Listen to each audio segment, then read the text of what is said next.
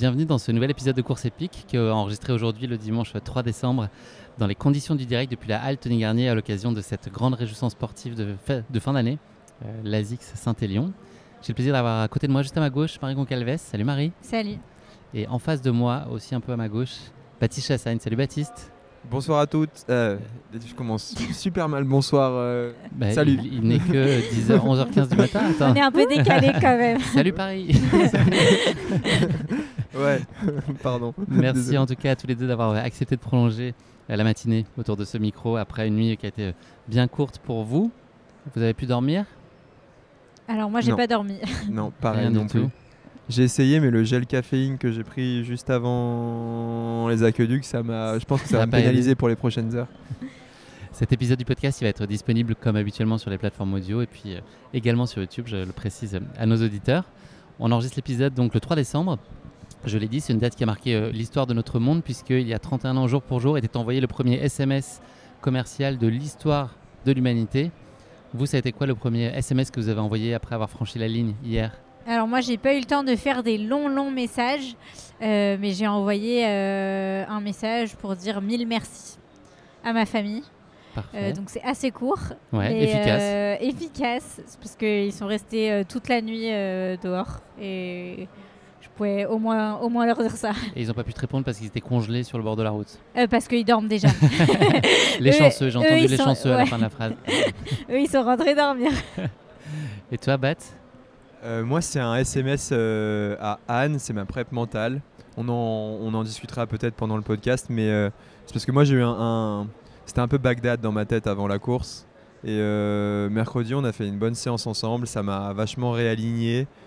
Je pense que c'est ce qui me permet de faire la course que je fais aujourd'hui. Et du coup, je me sentais reconnaissant et j'avais besoin de lui écrire, donc je lui ai écrit. Voilà. Elle t'a répondu? Je sais pas. Pas eu le temps de regarder. Ouais, Ça va être colossal le nombre de messages que vous avez l'un et l'autre là, entre Instagram, WhatsApp, les SMS. Pas mal de messages, ouais. Ouais, pas mal de messages. C'est quoi l'objectif? C'est réussir à répondre d'ici jeudi ou vendredi à peu près à l'ensemble des messages? Ouais, moi j'essaye de répondre progressivement. Je vais commencer aujourd'hui parce que je pense que je vais avoir un peu de mal à dormir. Mais... Ce sera fini pour un petit calendrier de la réponse, normalement. Mais c'est vrai que c'est pas mal d'étendre les réponses parce que ça permet de... Tu les lis pas tous et du coup ça étale un peu la joie. Tu sais, c'est des bonnes ondes et du coup ça étale un peu la chaleur de ces bonnes ondes sur toute la semaine, quoi. Vous le savez, on commence à se connaître un petit peu, j'aime bien jouer. Il y a dans notre échange, j'avais un petit mot qui sera prononcé très probablement par l'un de vous à un moment. Et ça va immédiatement interrompre notre discussion. Et je vais vous poser une question en lien avec le mot. Donc continuez à parler quand même parce que ce sera beaucoup plus captivant. Mais attendez-vous à ce que d'un seul coup, il y a un mot-clé. Et on peut faire des paris sur le mot. Ouais. Ok. Ouais. C'est en lien avec la Saint-Élion. Donc il y a quand même une probabilité importante que ce soit prononcé. Est-ce que c'est le mot frontal? Ah, ça aurait pu. Très bonne Ah. idée. Ouais. Magique. Je sais pas. Comment tu dis? Magique. Ouais, aussi. Ouais. Tout ça, c'est des bonnes pistes. Ouais. J'en ai mis qu'un. Habituellement, ça m'arrive d'en mettre 3. Là, j'en ai fait qu'un pour vous épargner un peu et que vous allez vous coucher un petit peu plus tôt. Baptiste, avant qu'on démarre, je voulais savoir si tu avais quand même pu suivre le résultat de Amiens-Saint-Etienne. On sait que tu supportes la Saint-Etienne. Est-ce que tu as pu voir le score avant de partir sur la Saint-Élion hier soir à 23h30? C'est pire que ça. On a regardé le match tous ensemble à la coloc. On avait tous le maillot de Saint-Étienne. Et à la mi-temps, on perdait 1-0. Donc il y a la moitié qui sont partis dans l'autre salle pour faire autre chose. Et puis il y a 2-3 forcenés qui sont restés. Et du coup, c'est vrai que moi, ça me fait toujours quelque chose. Et je partais pas avec ça m'a pas généré une émotion positive avant la course. Donc du coup, j'ai dû switcher. Mais oui, j'ai regardé le match. Et comme je le ferai pour les prochaines années. Enfin, je rate pas un match, quoi. Il y a eu des fumigènes donc qui n'ont pas été craqués pour l'occasion là dans l'appart. Au compte tenu du résultat, Non. ils ont été plutôt dans la montée des aqueducs, c'est ça? Ouais, C'est à ils ce ont- moment-là qu'il y a eu des... Je pense qu'ils les avaient peut-être gardés pour fêter la victoire et finalement ils se sont dit bon bah on va les craquer quand même ce soir. Et oui, du coup j'ai mes proches, mon frère et 2 amis très proches qui ont craqué des fumigènes verts dans la montée des aqueducs et en mode un peu hooligan et c'était un moment, c'était trop bien, quoi. Je vais juste donner pour nos auditeurs quelques éléments d'information sur la course. Donc la Saint-Élion, le départ a été donné hier à 23h30. La course est longue de 78 km. Il y a 25% du parcours qui avait été modifié par rapport à l'édition précédente. J'imagine que tu l'as noté, Baptiste. Oui. Le parcours avait un peu évolué. La course, elle compte 2296 mètres de D+. 17 000 coureurs étaient inscrits sur l'ensemble des courses du week-end, soit probablement 34 000 pieds gelés Et 34 000 mains à peu de choses près, je pense. On en est là. 2 mois, c'est le temps qu'il a fallu pour que l'épreuve soit sold out. Je crois que ça a été un succès incroyable cette année, 2 mois seulement. Et enfin, -7, a priori, la température minimale, on m'a même annoncé -9 en ressenti. Je ne sais pas ce que c'était pour vous là sur la Saint-Élion. Je crois que c'était -13 ou -11 c'est ça. en termes de ressenti. Très très sérieux, ok. Moi sur la Saint-Express, c'était -9. Petit joueur. Et toi, t'as kiffé? Et moi, j'ai kiffé. J'ai eu un gros trou d'air. Ok. Où je me suis dit que j'allais peut-être pas arriver suffisamment tôt pour qu'on puisse faire le plateau ce matin ensemble. J'ai des maux de ventre compliqués, mais c'est revenu. J'ai découvert que boire du chaud, j'en ai parlé avec Jocelyn, notre popote à l'arrivée, que boire du chaud sur une course c'était pas mal. Je sais pas si vous pratiquez ça là, boire du chaud sur les ravitaux, mais ça m'a sauvé la vie. Moi, toute mon eau était tiède ou chaude dans mes flasques. Nature? Pas de thé ou autre? Non, bouillon avec une boisson d'énergie quoi. Toi, battre le chaud? Tout pareil. Ok. Exactement. Parfait. On va commencer donc à se parler de cette course. Je voulais savoir d'abord à quel point c'est compliqué de se projeter sur une course de fin d'année comme ça. Est-ce que c'est difficile de se mobiliser quand on a une saison déjà assez riche, ou est-ce que la suprématie de l'objectif et puis de l'enjeu et à quel point la course vous tient à cœur fait que ça pose pas de problème particulier? Si tu veux commencer, Baptiste. Cadeau. C'était un regard genre, c'est pas si tu veux commencer. C'est patate chaude, ça s'appelle. C'est possible, ouais. Mais je pense qu'on aura des réponses différentes. Parce que, moi j'ai coupé. Baptiste, il a pas coupé finalement après l'UTMB. Ou très peu quoi, au final. Ah si, au final, moi après l'UTMB. En fait, moi ma saison elle était censée s'arrêter à l'UTMB. Et j'ai fait 2 mois de coupure, 1 mois, 3 semaines sans sport, vraiment sans sport. Et après un peu de sport plaisir, et j'ai repris l'entraînement sérieux fin octobre. Et vraiment en fait je faisais du home trainer. J'essaye de développer ma VO2 sur le home trainer pour être fort en fait aux championnats de France qui auront lieu dans la Drôme, peut-être que tu y seras d'ailleurs, pour essayer de se qualifier aux Europes. Et du coup j'avais aucune prépa spécifique, j'ai fait 2-3 tempos en course à pied en plus de ce cycle de VO2 sur l'home trainer pour faire cette course dans des bonnes conditions sans me blesser. Et en fait du coup c'était pas dans les plans, et juste si je me sentais bien dans la semaine un peu avant, je me disais pourquoi pas, même si au fond de moi je m'étais déjà conditionné, j'avais envie d'y aller, même si les conditions n'étaient pas optimales, j'avais vraiment envie d'y aller pour couronner cette saison. Et donc du coup, c'est apparu de manière assez évidente assez tôt au mois de novembre, jusqu'à cette fameuse semaine, la semaine précédente, où en fait, comme je te dis, c'était Bagdad et ça a donné une semaine pleine de remous et une course pleine de rebondissements. Que tu vas nous raconter. Marie, toi c'est différent? Alors moi, c'est vrai que j'ai trouvé ça au début un peu difficile parce qu'avec Baptiste, on a commencé notre saison tôt avec les championnats de France pour sélectionner au championnat du monde. Donc les championnats du monde, ça nous a quand même demandé pas mal d'énergie. Et du coup, nous, on a décidé avec Fabien Antoninos, mon entraîneur, de du coup faire une coupure cet été.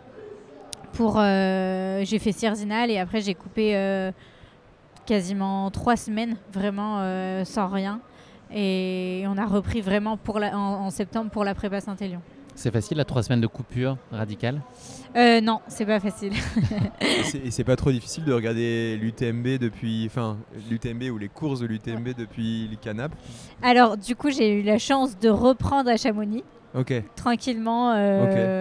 J'ai repris par des footings à Chamonix, et du coup je pense que c'était la meilleure reprise. Parce que tu fais des footings quand t'en as envie, entre les courses et quand t'as le temps, entre les moments où t'encourages les copains. Et du coup j'ai trouvé ça cool en fait, sans prise de tête. Et t'es pas frustré de pas participer à la fête un peu d'une certaine manière? Non, parce que tu sais que t'as un objectif derrière qui te fait encore plus vibrer. Ok, ouais. Trop chouette. C'est une course que vous connaissez tous les deux éminemment bien de par vos racines. Baptiste, toi tu viens chercher toujours quelque chose de différent ici sur les différentes courses que tu as pu... Non, je viens chercher la gagne, c'est pas différent. Mais là justement, ce qui était un peu différent cette année, en tout cas ce que j'ai lu et ce que j'ai cru comprendre de nos échanges, que tu venais pas, tu la courais pas pour la gagner. Est-ce que c'est un état qui peut être malgré tout plaisant, apaisant, ou est-ce que où les pieds sont un peu plus lourds, enfin un peu moins légers pour aller sur la ligne de départ dans ces conditions-là? Moi c'était... comme je t'ai dit, jusqu'au début de la semaine, c'était assez évident. Je venais pour le plaisir, pour le kiff, essayer de juste donner le meilleur de moi-même. Et puis, même si j'aime pas trop moi j'aime bien les athlètes j'ai grandi avec ça, et les champions que j'ai admirés, c'est toujours des gens qui ont assumé leur objectif, qui disent pas je viens pour me faire plaisir. Si tu viens pour te faire plaisir, tu viens pas à la compète, quoi. Mais là, vraiment, j'étais dans ce mood-là. Et à l'entrée de la semaine, je sais pas, j'ai une sorte de chape de plomb qui s'est abattue sur moi, avec une sorte de pression que je me suis mis par rapport au regard des autres, tu vois, me dire en fait je suis attendu ici, j'ai réussi une belle saison, donc il y a plus d'attentes, je suis plus visible, je suis plus exposé, je me cache pas de mon amour pour cette course, et je me suis dit mais en fait est-ce que tu as besoin d'aller te mettre en danger, est-ce que c'est pas mieux de clôturer ta saison 2023 avec l'UTMB qui était réussie. Et puis finalement j'ai fait cette prépa mentale, et ça m'a réaligné avec mon objectif, et je suis trop heureux d'avoir couru et d'être ici pour en discuter avec Marie et avec toi. Là, tu parlais des attentes. Est-ce qu'il y a justement, si on peut les niveler, les plus, j'allais dire pressurisantes, mais c'est pas le terme, en tout cas, celles qui sont les plus difficiles peut-être pour toi à gérer, c'est celles que on ne met pas forcément, mais en tout cas que tu ressens de tes proches. Est-ce que c'est le team? Est-ce que c'est les médias? Est-ce que c'est l'orga? Qu'est-ce que tu... C'est un peu tout. Tu arrives à isoler quand même une qui te... Ou toi, tu as envie de réussir pour eux avant tout? Il y a un peu de ça. Avant, je voulais vraiment réussir pour les autres. Maintenant, je veux réussir avec mes proches. Avant, je voulais le faire pour eux. Je me disais, s'ils passent la nuit dehors, il faut que je leur procure des émotions, il faut que je leur rende par ma performance. Maintenant, j'ai fait un pas de côté, j'ai compris que en fait, déjà, ne serait-ce que les rassembler autour, c'est un peu comme si j'organisais mon anniversaire, quoi, et qu'ils passaient un bon moment dans tous les cas, au-delà du résultat, et qu'ils étaient juste heureux pour moi. Donc ça, je l'ai acquis. C'était plus une envie de bien faire, une envie de bien faire, de pas, je savais pas trop l'expliquer, mais ouais, c'est particulier. On est avec Marie, on est des enfants de la Saint-Élion, c'est chez nous. Je sais pas comment dire, il y a des attentes qui sont personnelles et autres, un peu qui sont élevées, parce qu'on est attendu. Marie, tu as un lien très particulier avec la course. Est-ce que tu peux nous dire, dans l'ancrage familial, il y a quand même un certain nombre d'anecdotes intéressantes, avec Fabien Antolinos aussi. Ouais. Tu peux nous raconter en quoi cette course elle a marqué tes premiers émois entre elles déjà très jeune, puisque tu es très âgée aujourd'hui? Déjà, comme Basis, je suis lyonnaise, du coup, c'est vrai que la Saint-Élion, quand tu es lyonnais, tout le monde en entend parler. Tu vois, là, ces derniers temps, j'allais courir en ville, je voyais tout le monde avec un t-shirt de finisher de la Saint-Élion. Et tu dis... les petits bonnets horribles de piscine, c'est pas si bon la piscine. Et du coup, tu dis... et du coup, pour des Lyonnais, c'est la Saint-Élion, c'est mythique. Et en plus, moi, ma maman l'a gagné en relais avec ses copines. Et je l'ai déjà suivi. Il n'y a pas si longtemps que ça, je crois. 2016, c'est ça? Ouais, je sais plus si c'était en 2016 ou 2015. J'arrive plus exactement à savoir la date, parce qu'elles l'ont fait plusieurs fois en relais. Et elle l'a déjà fait en solo. On faisait ses ravitaillements. Je me souviens, j'ai fait la fin du parcours avec elle. Et Fabien Antolinos, mon coach, l'a gagné en 2008, je crois que c'était. Donc il y a quand même tout un symbole. Et puis je suis au club d'athlétisme à Dessines. Et tu vois, c'est la Saint-Élion, tout le monde l'a fait, quoi. C'est vraiment... il y a la Rolex à 50 ans, et puis il y a la Saint-Élion. Si à 30 ans, tu n'as pas fait la Saint-Élion. Ouais. Non, mais là, je ne sais plus combien on était, mais c'était énorme, quoi. Quand on faisait des séances, on était 30, quoi. Donc, c'est... Ce que dit Marie, je pense qu'il faut vivre à Lyon pour se rendre compte, mais c'est vrai qu'il y a une émulation. Ouais. Et c'est pour ça que tu as envie de participer à la fête, c'est que tu te dis, en fait, sinon tout l'automne, je suis pas dans le délire, quoi. Je suis un peu, Mais même ceux qui font pas de course à pied connaissent la Saint-Élion, où ils te disent moi j'ai mon beau-frère qui fait la Saint-Élion. Denis. Voilà, Denis. Non, il y a toujours quelqu'un, c'est assez impressionnant, quoi. Marie, tu avais gagné les 2 petites cousines de la Saint-Élion, la Saint-Express de format de 44 km en 2021, la Saint-Sprint l'année dernière. J'ai lu que tu ne projetais pas forcément d'être sur la Saint-Élion dès cette année. Qu'est-ce qui a motivé ton choix finalement de te dire que c'était le bon moment? Globalement, ça tombait bien dans la saison. Là, en ce moment, je suis pas en cabinet d'avocat, je suis en entreprise. Et quand tu es en entreprise, tu es en 37 heures, comparé en cabinet d'avocat où tu n'es pas du tout en 137 heures. Oh, ouais. En 137 heures. Et du coup, à 37 heures, moi, ça me permettait de pouvoir m'entraîner plus facilement. Toi, tu as une connaissance absolue du parcours ?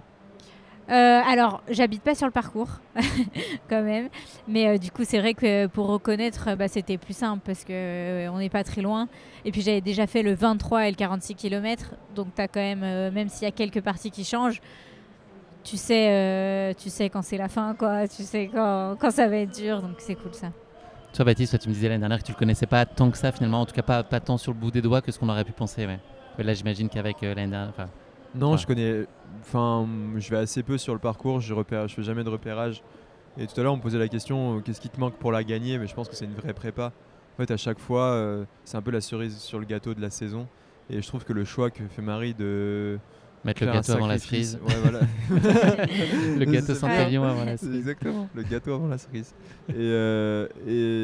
Et du coup, en fait, c'est ça, c'est de se dire ok, je fais un sacrifice. Par exemple, je vais pas à l'UTMB ou je commence plus tard ma saison, je vais à l'UTMB, mais du coup je suis hyper frais après.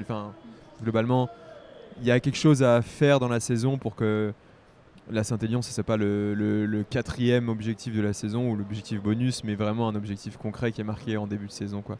Donc non, je ne connais pas si bien le parcours, juste je le fais le jour de la course, quoi. Donc en fait, les paysages, je connais...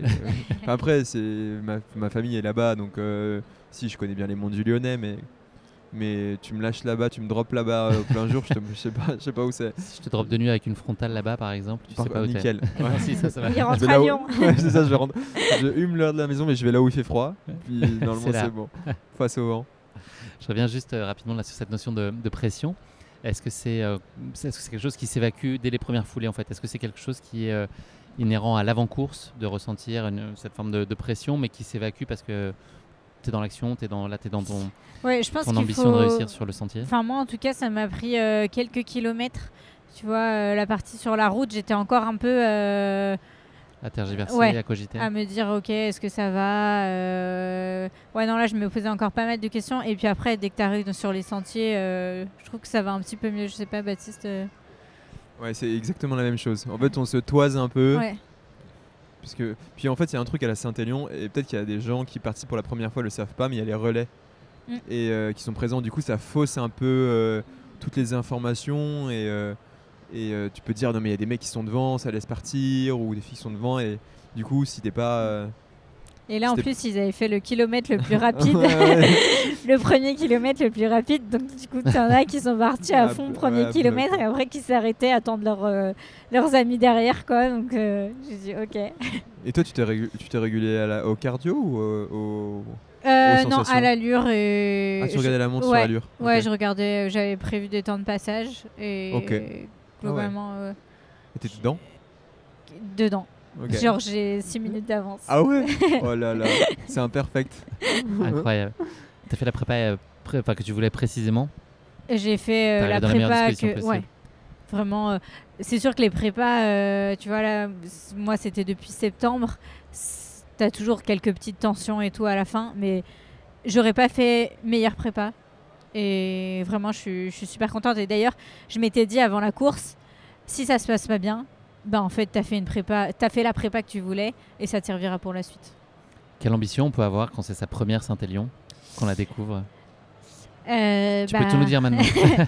Moi, comme Baptiste, je rêve de gagner cette course. Donc bon, jusqu'au départ, jusqu'à l'arrivée même, tu te dis bon, ça se trouve, ça peut passer, quoi. Enfin, moi, c'est vrai que le 23 et le 46, à chaque fois, j'ai eu de la chance et c'est passé du premier coup. Là, bon, le 78, il y a quand même beaucoup plus de monde. Mais l'objectif, c'était déjà une place sur le podium. Je m'étais dit, ouais, ce serait dingue. Et moi, c'était la première fois que je faisais aussi long. Donc, globalement, je savais que mon corps pouvait tenir 45 km. Et après, le reste... Surprise. Pochette surprise. J'ai l'impression qu'il t'a donné une réponse assez claire. Ouais, alors j'ai eu très mal aux jambes la fin, mais... Ça se voit pas du tout ce matin en tout cas, vraiment pas. J'ai une démarche un peu chaloupée. Il va falloir avec 22 secondes pour descendre du fauteuil sur lequel on est assis.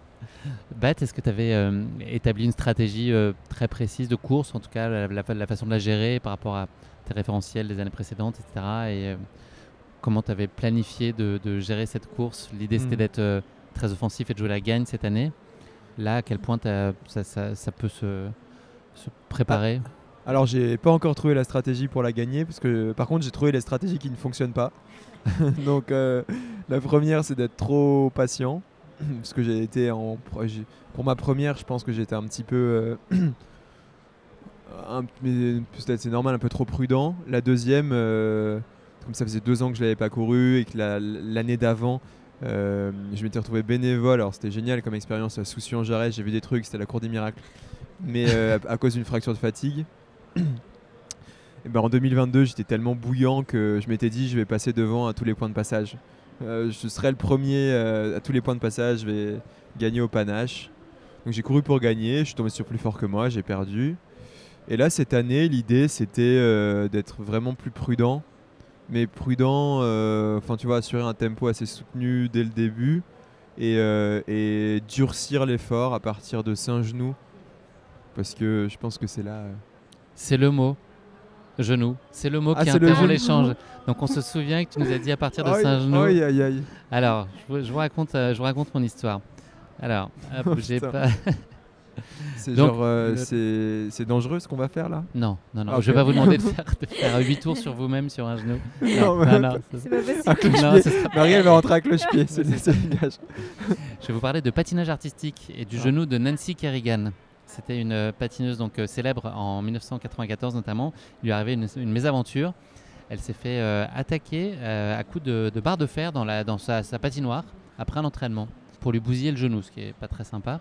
Est-ce que vous savez qui ça pourrait être qui aurait eu intérêt à faire ça? Quel genre de personne? Une concurrente? Ouais. Exactement. Wow. Il y a eu une histoire il n'y a pas très longtemps, les féminines au foot. Ouais, à Paris, pareil, exactement. On n'a jamais trop su le fin mot de l'histoire. Ouais. Et Marie, s'il a besoin d'un avocat, l'a accusé. N'hésitez pas à écrire à Marie. avocat.lyon.fr. Alors, une bandelette s'affiche avec moi. Pour le premier rendez-vous, envoyez rendez-vous au 3617. Près d'un appel local. Donc voilà, c'est effectivement, ils ont découvert que c'était Tony Harding qui était une grande rivale qui a fait ça et qui a commandité ce truc-là. Au final, Nancy Kerrigan a redoublé d'efforts pour être prête pour les JO de Lillehammer en 94 et elle a fini 2e alors que la commanditaire de l'attaque a fini 8e. Il y a une morale quand même dans l'histoire. C'est pas très esprit trail ça.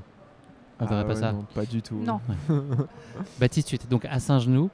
Mais je te dis, ma stratégie, c'était d'être prudent, mais pas trop, en étant quand même vachement focalisé plus sur mes sensations que sur le classement, et de durcir la course progressivement à Saint-Genoux. Moi, c'est pas ma qualité. Enfin, je suis pas explosif comme Marie qui a un passé athlétique et sur les crosses.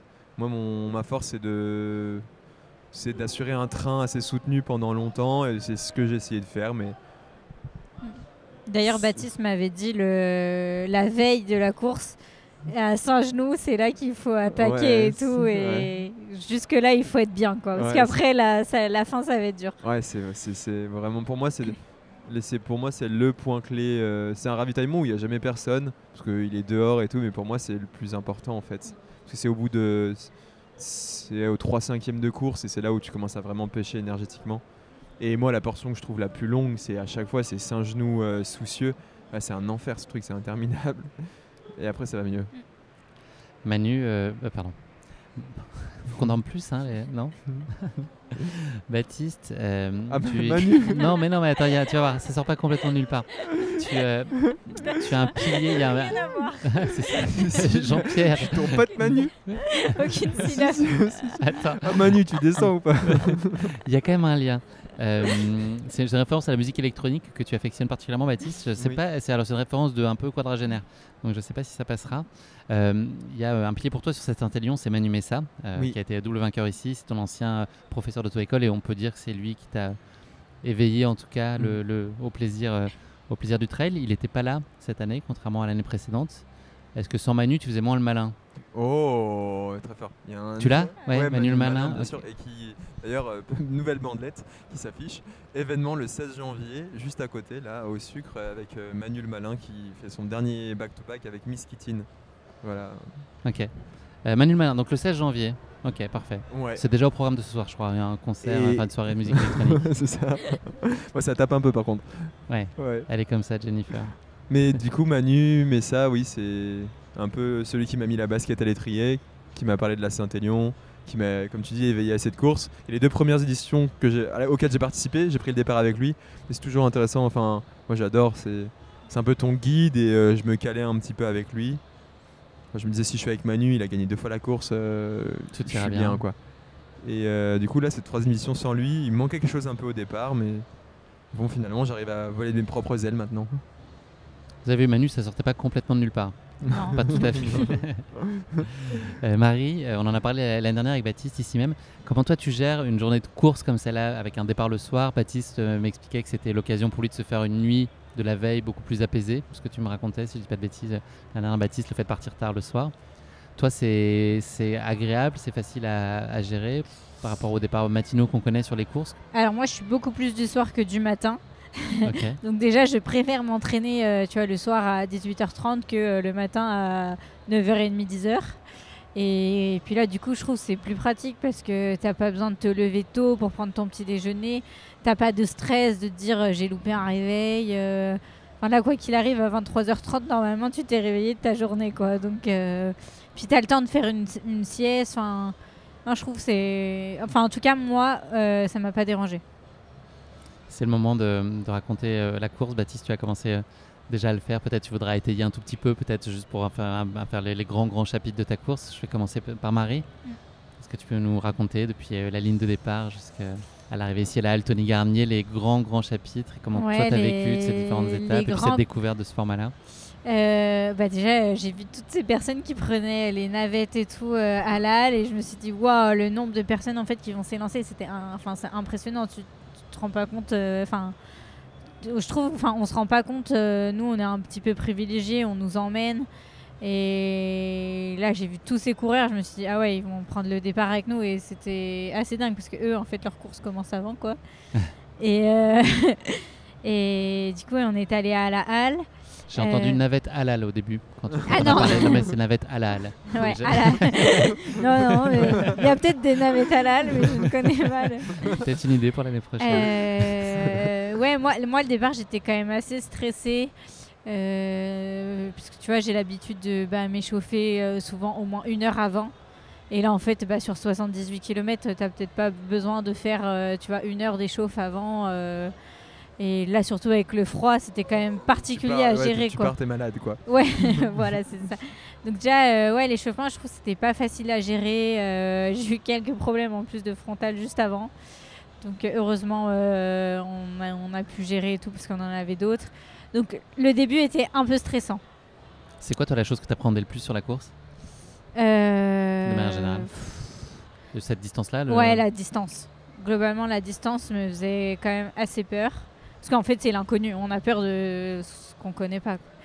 Mais je l'ai pas découpé, tu vois, en kilomètres. Je pense que j'ai jamais regardé les kilomètres.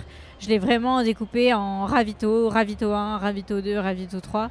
Et te dire, bon, bah voilà, tu vas au ravito 1, tu vas voir ta famille, tu vas voir Tom Tom. C'était Thomas Laure-Blanchet qui me faisait mes ravitos. Et du coup, je trouve que ça passe mieux quand même. Et donc, les grandes étapes. Ils sont en train de nous achever avec Mano là. Ouais. C'est pas Manu le malin, mais c'est Mano. Mano le malin. Ouais. Mano le malin. C'est ça. Pardon. Mais je peux me permettre, c'est pourquoi tu dis que c'est mieux que ce soit Thomas et pas ta famille? Alors, c'était Thomas qui faisait mes ravitos. Alors, c'était Thomas et ma mère. Ok. C'était les deux en même temps. Ok. Et d'habitude, c'est plus ta famille qui te fait les ravitaillements? Ouais, d'habitude c'est souvent Bastien quand même. Okay. Quand on fait pas les mêmes courses, mais là Bastien a couru et en fait c'était top parce que en fait on a fait la même prépa du coup. Et en fait c'est quand même plus sympa, tu vois, de te dire ton copain il fait la même prépa que toi, t'es dans le même mood pendant 2 mois, 3 mois avec. Ça permet de se voir aussi, c'est pratique. Aussi.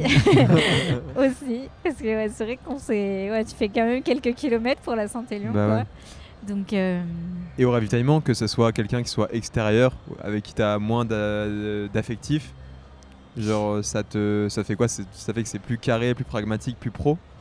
Alors, avec TomTom, on a quand même pas mal de liens. Ah oui, ok. Enfin, tu vois, quand on s'appelle, on peut rester 45 minutes. Okay. Du coup, non, il n'y avait pas de... Tu vois, genre, c'est une personne vraiment extérieure. On a quand même une relation assez particulière, je trouve. Et du coup, tu vois, je savais qu'il pouvait me dire les bons mots. Ouais.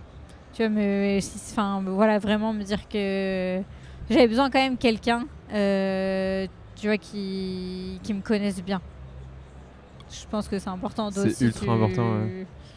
Mais moi, l'aspect, quand j'ai commencé, c'était mes parents ou des gens très proches qui faisaient les ravitaillements et j'ai vu que ça fonctionnait pas en fait parce que, je sais pas, il y a trop d'émotions ou d'affectifs et donc du coup, soit ils me disent pas les bons mots, soit moi je suis frustré. Enfin, je suis pas... Bah là, du coup, ma mère et Thomas, ça faisait un peu un entre-deux. Ah oui. Parce que Thomas, comme il a été coureur à notre place, il sait en fait... c'est quand même plutôt carré, quoi. T'avais la main de fer et le gant de velours, quoi. La petite caresse après. Ok, je vois. Donc un ravito après l'autre, tu regardes les positions, tu demandes les écarts très souvent. Moi je demande souvent les écarts et tu vois, même à la fin, on me disait oui, il y a 20 minutes avec Marilyn et dans ma tête je me disais non, c'est pas possible, fonce jusqu'à l'arrivée. Donc il me donnait les écarts. Globalement, je suis partie assez tranquille. J'ai respecté les conseils de Baptiste qui m'avait dit. Je pense que tu avais laissé ton coach, Thomas. Il y a un moment où ça a un petit peu basculé. C'est après Sainte-Catherine, je suis tombée. Et en fait, tu sors vachement de ta course. Je trouve quand tu tombes, j'ai eu du mal à me remettre. Tu vois, on m'a dit marche, mais en fait, la descente était tellement verglacée que même en marchant, ça changeait rien. Est-ce que ça peut créer une perte de confiance aussi, déjà tempérer un peu complètement, parce que du coup, t'oses plus envoyer, tu vois, dans les descentes. Et alors, heureusement, ça n'a pas duré très très longtemps, mais t'avais quand même 2 belles descentes où je me suis pris 3 bonnes gamelles. D'ailleurs, je disais à Colin, j'ai ma clavicule cassée, alors que pas du tout. Je te vois bien. Elle est peut-être classée au patrimoine mondial du trail running, mais elle n'est pas cassée. Non, je disais, j'ai la clavicule cassée. C'est pas grave tant que c'est pas les jambes. Il me reste encore 40 km. C'est dur au mal quand même, hein, Marie? Au final, je me suis rendu compte, tu vois, que j'avais un discours interne. Tu vois, je me parlais, je me disais allez, tu veux le faire, alors qu'à l'entraînement je tombe comme ça, j'arrête mon entraînement, je pense, tu vois. Et là en fait j'ai réussi, tu vois, à me dire tu vas réussir. D'ailleurs j'avais écrit au marqueur sur mes compotes Baou des petits mots et tu vois, c'était tout bête, mais à Sainte-Catherine j'ai récupéré ma compote et c'était écrit amuse-toi. Et en fait quand tu vois ta compote, tu repenses à ce mot quand tu l'as écrit et tu dis en fait il faut que je sois heureuse d'être là. C'est pas les noms des autres coureurs par exemple. Tu vas bouffer Julie. Non, c'est pas comme ça. C'est beaucoup plus pacifique. T'as pas posé le copyright parce que je veux pas avoir de problème légal. C'est trop bien. En fait, je trouve que tu vois, on a des bons réflexes des fois. Mais si ça se passe mal la course, t'as du mal à reprendre tes bons réflexes. Tu vois, moi je sais que j'essaye de sourire au maximum. Ça marche pas tout le temps, mais en fait quand tu souris, du coup t'es vachement relâché et si t'es relâché, t'es détendu et la course ça se passe vachement mieux. Et rien que d'essayer de se forcer à sourire, ça... Enfin moi en tout cas j'ai vu que ça marchait bien et ces petits mots Donc ces vilaines chutes n'ont pas fait sortir de ta course en tout cas. Non, un petit peu mais pas trop longtemps. Et aussi, du coup, j'avais de la chance d'avoir ma famille. Donc, tu vois, t'es quand même vite soutenu. J'avais globalement quelqu'un, je pense, tous les 6 km. Donc, c'était quand même plutôt cool. Et bon, par contre, passer soucieux, là, il me restait un peu moins de 1 km. Et là, les jambes, ça a commencé à être vraiment, vraiment difficile. Mais je me suis dit, bon, Marie, t'es deuxième, c'est complètement dingue, tu vas t'accrocher à cette deuxième place. Surtout que Fabien, mon entraîneur, m'avait dit, globalement, tout se joue à la fin. Vraiment, le classement peut bouger à la fin. Pardon. Mais ouais, il m'avait dit, le classement à la fin peut bouger entre quelqu'un qui court pas et quelqu'un qui court. T'as une grosse différence. Et donc vraiment à la fin, je me suis arrachée parce que en fait derrière, je savais pas vraiment si Marilyn courait encore ou pas, quoi. T'as couru la montée des aqueducs? Apparemment, c'est le truc pour gagner. C'est ce que j'avais compris l'année dernière. Non, c'est ça, faut la courir. C'est ce que Manu m'avait dit. Ouais. Si tu cours, déjà, si tu veux gagner, il faut certainement courir dans la montée des aqueducs. Mais si tu cours, c'est que tu vas vers quelque chose de bien, quoi. J'ai couru les 3/4. J'alternais marche-course. À quel moment tu t'es dit que la seconde place était acquise? Et puis, est-ce que c'est une chose qui t'a satisfait pleinement déjà? Est-ce que ça t'a donné beaucoup de plaisir sur les derniers kilomètres? Je pense que c'est quand tu arrives sur le pont à Confluence. Là, tu te dis, bon, tu te retournes un peu, tu vois. Et là, tu vois... déjà, tu peux te retourner. Tu vois personne. Où tu vois, mais tu vois les autres, tu vois, de la Santé Express et tout. Mais je pense que moi, je me suis vraiment dit sur le pont, ok, là, c'est bon, tu peux pleurer. Parce que j'ai pleuré avant même d'arriver, moi. Mais d'émotion. Vraiment de me dire, t'es sur le pont, il y a toute ta famille. C'est dingue, quoi. Baptiste, est-ce que tu veux étayer peut-être par rapport à ce que tu nous as dit tout à l'heure là, sur ta course? Pas forcément sur ma course, mais moi, il y a un truc, et ça, je l'ai confié à Marie juste avant, là, ce que je trouvais impressionnant, c'est... moi, il y a quelque chose qui m'impressionne, je te parlais des attentes, et le côté répondre aux attentes, et quand tu es exposé, délivrer la cam correcte le jour J, tu vois. Et moi, quand je suis arrivé au salon de la Saint-Élion, j'ai vu une photo de Marie en 10/3, tu vois.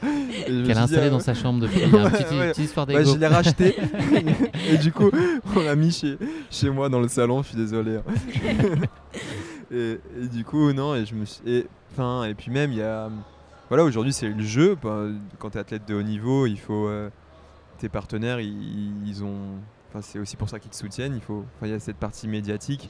Et pour une première Saint-Élion, être capable de, tu vois, assumer ce petit poids sur les épaules en se concentrant uniquement sur sa course et sur les petits mots de bienveillance que donnent les compas de Baou, je trouve ça incroyable. Et tu vois, moi, je trouve, mentalement, c'est vraiment ce qui définit les champions, cette capacité à gérer la pression. Et bref, c'est plus ça, je trouve... Bon, ça me touche le... je vais pas verser ma petite larme, mais... Non, mais tu l'as vu, toi, le 10/3 de Marie à l'entrée. J'ai fait une offre, mais t'étais passé avant, donc voilà, c'est toi qui as rappelé la mise. Aux enchères. Non, mais c'est sûr que tu vois, j'étais dans les favorites, mais en fait, je vais me dire, non, en fait, j'ai gagné le 23, le 46, mais 78, ça n'a rien à voir. Donc, dans ma tête, j'étais pas du tout dans les favorites. Ça n'avait rien à voir. Et puis, même moi, je savais pas au final, ce que je pouvais donner sur 78. Et ça a le goût de reviens-y. Ouais. Voilà. C'est bon. Il y a eu beaucoup d'émotions sur la ligne d'arrivée, donc ça a commencé par les hommes. Donc bravo à Thomas Cardin qui a gagné la course chez les garçons. Antoine Charvolin qui est arrivé ensuite. C'était un moment très puissant aussi. Peut-être, je ne sais pas si vous avez vu les images, ça peut-être Baptiste quand tu es arrivé. C'était encore beaucoup d'émotions visibles pour Antoine, mais je t'invite à les regarder. Okay. Toi, Marie, ça a été aussi très très fort. Ouais, moi j'étais trop... En fait, j'étais déjà tellement heureuse de finir cette course, de me dire, ok, t'as fait la Saint-Élion. T'es une vraie Lyonnaise, quoi. C'est bon, c'est baptisé, quoi. Et parce qu'en fait, dans ta tête, quand tu vas à Saint-Étienne, moi, j'arrivais pas à me dire... C'est l'étranger, il faut un passeport. Ouais, bon, déjà, voilà, je sais pas... Je t'ai mis la bonnette de micro vert, Baptiste. Il n'y a pas de hasard, hein. Les couleurs de Saint-Étienne. Merci beaucoup. Non, mais ouais, en fait, dans ma tête, je me disais, non, mais c'est impossible de faire 78 km, quoi. Et du coup, en fait, rien que d'arriver ici, tu dis, ok, t'as couru toute la nuit et t'es rentré à la maison, quoi. Et j'ai trouvé ça énorme, de me dire... et en brillamment, fait, on peut quand même le dire. Pardon ? Et avec la manière, et brillamment. Ouais. Bon, maintenant, je peux plus marcher, mais...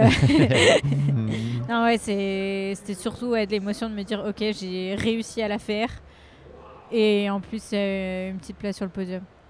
Bravo aussi donc à Julie Roux qui a remporté la course et puis Marilyn Nakache qui complète le podium et évidemment à tous les coureuses et coureurs. Baptiste, il y a eu le coup de pagaie à l'arrivée, un grand classique. Elle avait un goût un peu différent, il avait un goût un peu différent des autres, là, ce final. Il y a toute l'histoire avec la course et puis un chapitre qui se ferme. Ouais, exactement. Et un autre qui s'ouvre aussi. Bien sûr. Mais oui, c'était voilà, il avait la même saveur de d'habitude, puisqu'on a quand même galéré autant que d'habitude. Et c'est bien ça que ça veut dire, c'est qu'on a ramé pour en arriver là. Mais oui, il avait une saveur un peu différente, et c'est pour ça que moi j'étais autant ému. C'était ma dernière course avec le maillot du Team Sidas Matrix. Je vais entamer un nouveau chapitre l'année prochaine. Et c'est pour ça aussi que j'avais beaucoup de pression. Enfin, je me mettais beaucoup de pression. C'est que je voulais honorer de la plus belle des manières ce maillot que je porte là toujours et que je porterai à vie. Hein. C'est un tatouage, c'est pas un logo. Mais et du coup, c'est ça qui me rendait aussi fier c'est que je voulais faire une belle course pour honorer ce maillot et je l'ai réussi. Et en fait, j'ai été empreint d'émotion quand j'ai compris que en fait, j'étais en train de faire le dernier kilomètre. Alors, je sais pas de ma vie, mais le dernier kilomètre avec ce maillot-là et je me suis laissé submerger et voilà, je me suis juste ultra reconnaissant de ces 5 années et donc je ferme un chapitre pour en ouvrir un autre très bientôt, mais je reste toujours aussi connecté à ma famille, c'est ma tribu et ça changera jamais. Marie, cette course, elle t'a appris quoi sur toi ? Eh ben, que j'avais des ressources que je connaissais pas. Non, mais quand tu veux la Saint-Élion, je pense que tu apprends plein de choses, surtout avec les conditions qu'on a eues cette nuit. Parce que tu vois, quand on était en haut à moins 13 dans la neige, sur le verglas, tu te dis ok, là, il faut être un peu, je sais pas, complètement givré ou des warriors, je sais pas ce qu'on est, mais... on était givrés, des petits Mister Freeze comme ça, qui courent à Sainte-Catherine. Ouais, non, et puis j'ai découvert que j'aimais beaucoup le long. Enfin, pour moi, c'est du long. Parce qu'en fait, j'aime bien cette partie où, au début, t'es tranquille. Tu vois, tu fais 35-40 km où tu dis, ok, là, ça se passe bien. Et du coup, ça m'a vraiment donné envie pour la suite de faire un petit peu plus long. Lyon-Saint-Élion, donc l'année prochaine, hein, c'est ça la logique, normalement ? Non. Non, c'est pas la vraie. Ouais. En fait, comme on pense que c'est plus long, c'est plus prestigieux, je sais pas. Mais la vraie, la 61e édition, la doyenne, c'est Saint-Élion, point final, sans discussion. Et mais j'ai jamais fait le 12 km aussi. Ok. L'année prochaine. Je sais pas si dans l'histoire, il y a quelqu'un qui a tout gagné comme ça. Tu pourrais être la première. Ça pourrait être une belle histoire, effectivement. Baptiste, toi, cette course, elle a continué de paver ta voie vers le plus haut niveau. Elle te construit encore ? Elle t'a apporté quoi ? Vraiment, le leitmotiv depuis ce matin, c'était c'est ce que je t'ai confié avant la course, c'est que j'avais pas envie d'y aller.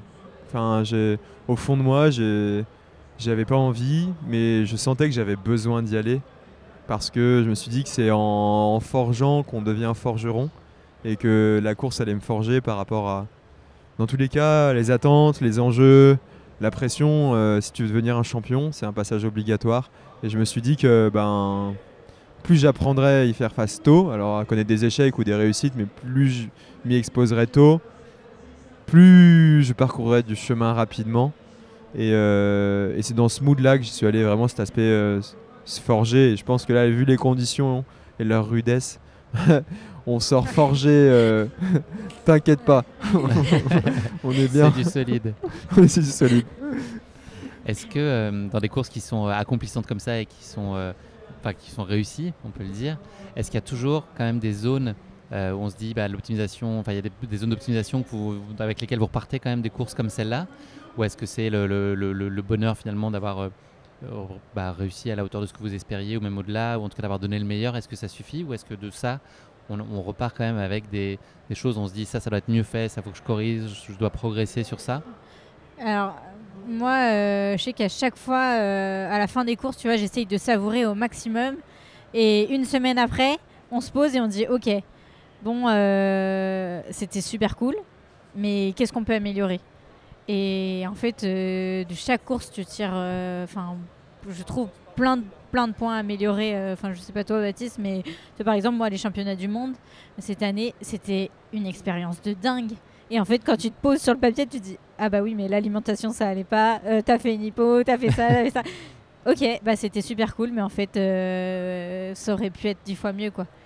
Ce qui est chouette aussi, non, ça, j'imagine, ça donne envie d'y retourner et puis de te dire qu'on peut aller chercher, prétendre encore d'autres résultats et continuer à avancer parce qu'on en plus, affine avec on le est temps. jeunes, du coup, je pense qu'on a vraiment plein de points d'amélioration, quoi. Toi, Baptiste, tu repars toujours avec ta petite liste d'optimisation ou c'est... Mais je trouve ça trop cool d'avoir cette période où tu profites. Comme ça, tu la gâches pas toute fin. Si tu es tout de suite dans l'analyse, effectivement, tu es tout de suite dans la course d'après, donc tu surfes pas sur ce kiff et les endorphines, quoi. Et en fait, je pense que ça dépend des courses. Là, aujourd'hui, moi, franchement, je pense que j'ai couru à mon 100% de ce que j'avais. Donc, je suis pas dans l'analyse parce que, honnêtement, j'ai donné le 100% avec mes armes, ce que j'avais, les cartes que j'avais en main. Et donc là, ouais, je pense que j'ai fait une course aboutie et pour l'instant, je suis dans le kiff. Peut-être qu'à terme, je vais analyser et me dire ouais, là, il y a des opportunités d'amélioration, mais non, là, elle est vraiment aboutie. À l'UTMB, par exemple, pour le coup, c'est une performance qui est prometteuse, mais je me dis ouais, là, il y a vraiment plein de choses à améliorer. Là, sur cette Saint-Élion, honnêtement, je suis pleinement satisfait, je suis fier de moi et je pense que ça va m'accompagner longtemps, cette sensation. Une image, c'est une question que je pose toujours dans le podcast. S'il n'y en avait qu'une à retenir de cette Saint-Élion, un moment, là tu viens d'y penser, c'est quel moment? Moi c'est l'arrivée. Vraiment, ouais, l'arche d'arrivée, je trouve ça magnifique. Et enfin, tu vois, t'arrives sur le pont et après ils te font faire un petit détour et tu te dis mais elle est où cette halle? Tu le connaissais le détour ou pas? Oui. Ok. Ouais, bah du coup des courses précédentes que j'avais fait. Et du coup, tu te dis, elle est où cette halle? Et après, là, quand tu la vois. Après, c'est parce que le panneau 1 km à la fin, il est à moins de 1 km en réalité. Je sais pas si vous avez fait attention. Ouais. Alors, je l'ai pas vu, moi. Ouais. Mais il était planté. Mais ouais. Je l'ai pas vu, j'étais dans le flou. Avec sa règle, il vient calculer. avec son décimètre. Ça doit prendre longtemps. Ouais, en fin de course, je regarde beaucoup, là, comme je suis au bout de ma vie. Et toi, Bat, une image? Bah franchement c'est la ligne d'arrivée aussi hein. Ouais. Ah, il y en a deux, je peux avoir deux? Ouais. Ok. Bah la première c'est la ligne d'arrivée, c'est hyper magnétique. Ouais. Enfin moi d'ailleurs quand je vais retirer mon dossard j'essaie de pas trop la regarder. Et la deuxième image c'est quand tu commences à revoir Lyon. Bah qu'en fait quand t'es lyonnais c'est la maison et quand tu vois les lumières au loin et tu te dis ah ouais il y a la maison c'est pas loin et ça arrive vers Saint-Genoux. Tu te dis que t'es vraiment pas loin du but quoi. Et ça... Je sais pas, c'est une forme de chaleur aussi. Et il y a un autre truc aussi, je sais pas, moi ça me fait. Je me dis, je suis proche de l'arrivée quand je croise les arrêts TCL.